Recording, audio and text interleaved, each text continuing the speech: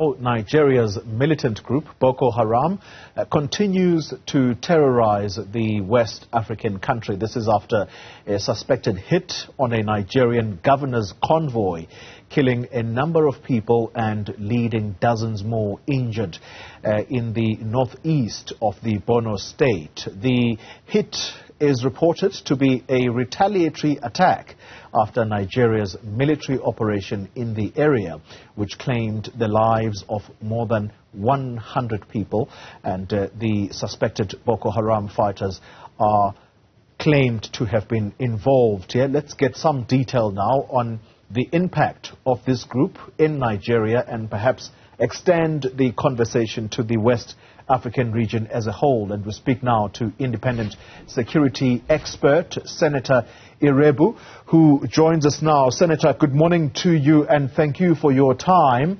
Just give us a sense of the reaction in the country after this attack on a vehicle of a high-profile figure in Nigeria. Yeah, the reaction is somehow like a reminder that people are being jolted back to the reality that Boko Haram is still present, not completely defeated. Because over time, especially since the coming of the Bola Ahmed Tinubu administration, that's in May, Nigerians have been burdened with the economic hardship. So the issue of insecurity in forms of Boko Haram activities and other related internal security issues have, for the first time, taken a second seat in the minds of Nigerians. It's not as if it's not there, just that the economic hardship due to the fuel subsidy removal and inflation has become too prominent that people tend to forget that there are a lot of that the insecurity issue is still prevalent. So the attack kind of brought people back to reality that, look, the insecurity, the Boko Haram activities are still going on. That's in addition to other forms of insecurity across the country. Every region in Nigeria have one security challenges or the other. But we know that Boko Haram has been going on for over 10 years now. And though it has been largely been degraded from its height over 6 years back, but the reality is that they are still there and they can still muster attack. And there are still some pockets of territory where they still go swell.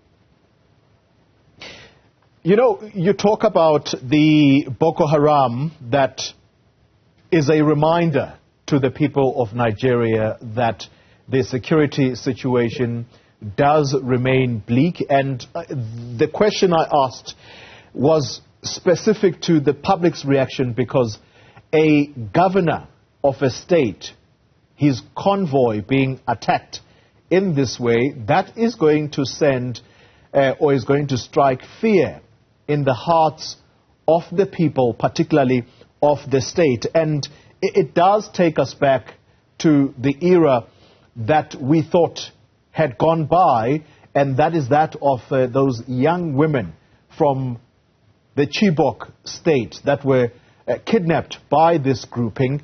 And we saw the international campaign led even by the former First Lady of the United States, Michelle Obama. Talk to us about just how irritating, perhaps, is this matter for government that they are unable to defeat Boko Haram. Yes, that's what I'm saying, that the reaction of the people, unlike before, is not, there's no serious uproar, because as it is right now, Nigerians are numb over state of insecurity. That's what I'm saying. It's like a daily routine now. So people coupled with the economic hardship, it's like people have resigned.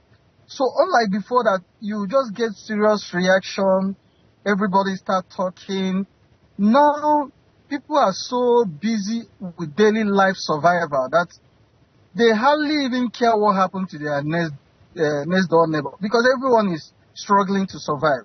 But that notwithstanding, just like that's why I say it's like a jolt, because recently our parliament, that's we call National Assembly, have to call the service chiefs over the state of insecurity, due to these attacks and others that are still going on.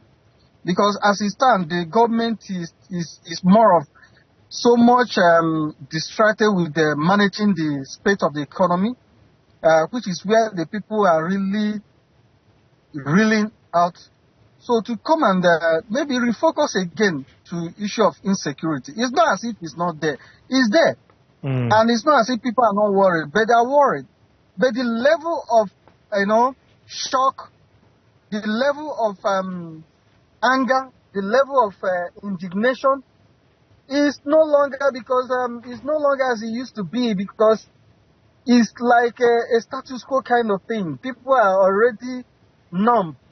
People are already like a fait accompli. They are already say this is not the first time, so they are not even surprised again. Yeah, that is the situation. That is the reaction of the people. No shock, no anger, no outright. In fact, people, it seems as if they've resigned their faith. Like, okay, whatever happens, let it happen. Yeah. So that's what I'm trying to explain before, that the reaction of the people is not. Before, you have seen serious reaction, people issuing statements, calling the service chief. But now people are more of, because so much is happening, people are trying to survive. And there are so many insecurity going around across the country that people are really even tired of talking. Yeah, I think what you're describing, Senator, is almost a sense of despondency. Let's talk about the vulnerability, particularly of the West African region. And I have in mind countries like Mali, Burkina Faso, Niger. Those countries have really become vulnerable to such groupings because they are now described as having not only grown but become diverse. We have groupings that are linked to Al-Qaeda. We have groupings that are linked to ISIS. Just how vulnerable has the West African region become to militant groups? Very, very vulnerable, because, a lot of things is happening right now, both at the national level, and then the regional level and globally.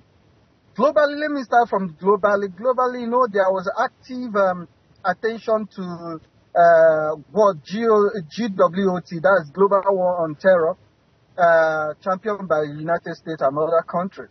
But right now, these countries are distracted by great power rivalry. So the attention against terrorism is reduced, except in some pockets of places, like Somalia, that maybe Mozambique, that the U.S. is still paying attention, and other countries. It's not as if they are not, but that special attention on global war on terror has been reduced since they redesigned their national security architecture back to great power rivalry. That's their number one priority, and that's why you see the attention more on Ukraine, now Israel, Hamas. That's one. Then secondly, the plethora of coup that is going on within this Sahel region, where you actually have this jihadist group, terrorist organization from Boko Haram to ISWAP, that's Islamic State in West Africa, to Islamic State in the Sahel, to the Aqim, the Al-Qaeda in the Maghreb, and even in the Sahel. And this place are the hotbed. And this is where you are having the military takeover. So, and then coupled with the economic hardship I was telling you in Nigeria, that is distracting attention of people, and even the resources. So now, this group, no much attention is being given again to them. So they are using, in fact, they are utilizing this kind of space to strengthen more, to activate themselves, to get whatever they want to get, because the world attention has shifted. Yeah. The regional attention has been shifted. The national attention has been shifted. Each countries are enamored with a lot of things. If those cool countries, they are the country where their military take over, the government, the military government there are doing everything to get legitimacy. That the attention is not actually fully, focused on against these terrorists. Except in Mali, where you see that there was a recent gain, but the gain was actually against the rebel groups, not even the terrorists and jihadist groups. So, and recently, there's the multinational joint task force, that's the MJTF, where it's a collaborative security platform and joint effort among those countries that have been affected by Boko Haram and ISWAP within the Lake Chad Basin area. That's Nigeria, Niger, Chad, Cameroon. Yeah. Then with input of Benin. Very recently, because of the coup in Niger, and there's a kind of diplomatic spat in a way, and a kind of subtle cold war between Niger and Nigeria because of the stance of Nigeria against the coup, against the military junta in Niger.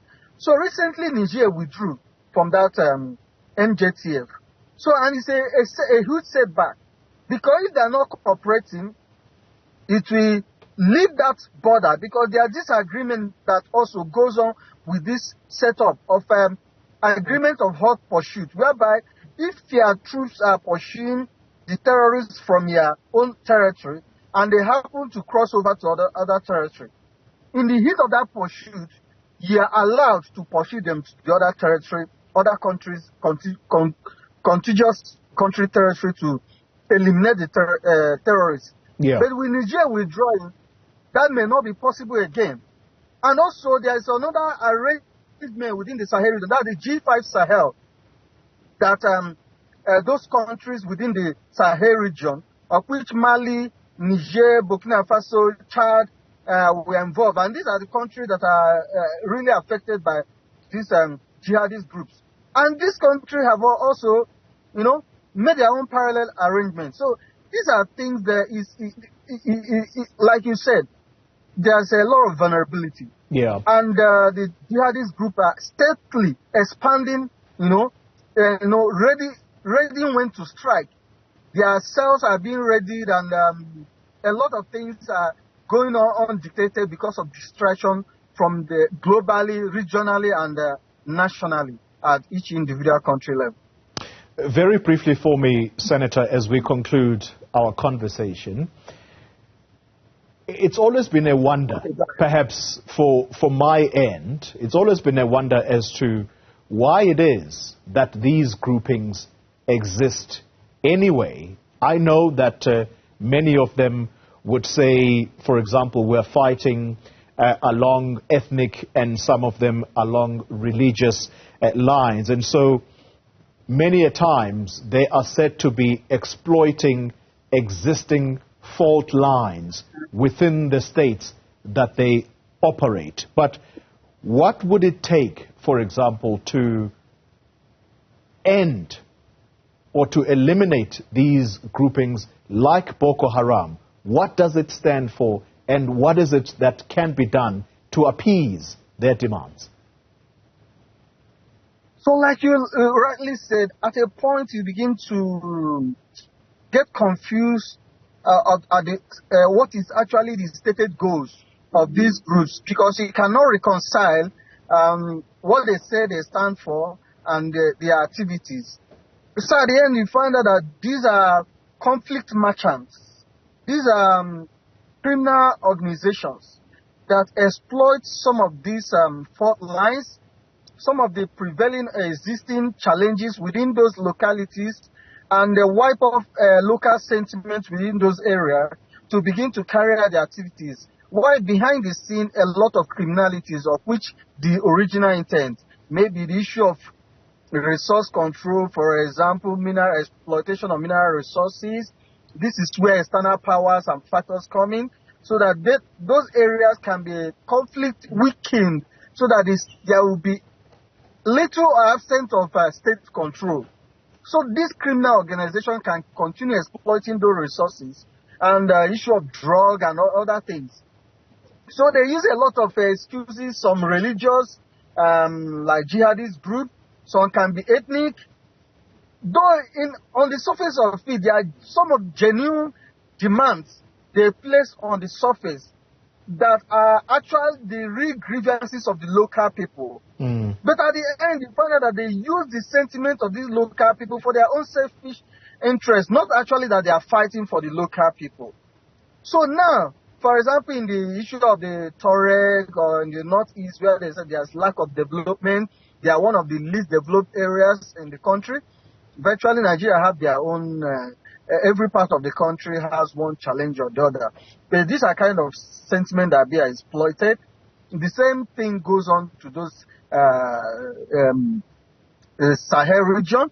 They may feel that, okay, people are religiously affiliated in those areas. They use religious sentiment to wipe up public support or public sentiment behind them. But at the end, you find out that their activities doesn't tally. It's not actually for the interest of the people. Then you say, what are the solutions?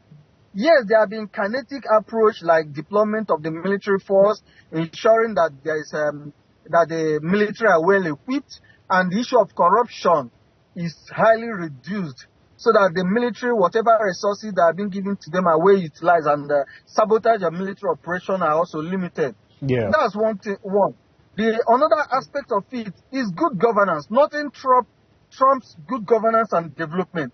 The more developed part of those countries become, the less inclined are the population and citizens to criminality and supporting criminal groups. All right. So if there is development and good governance, you find out that these people, these criminal elements will not have a right environment to thrive.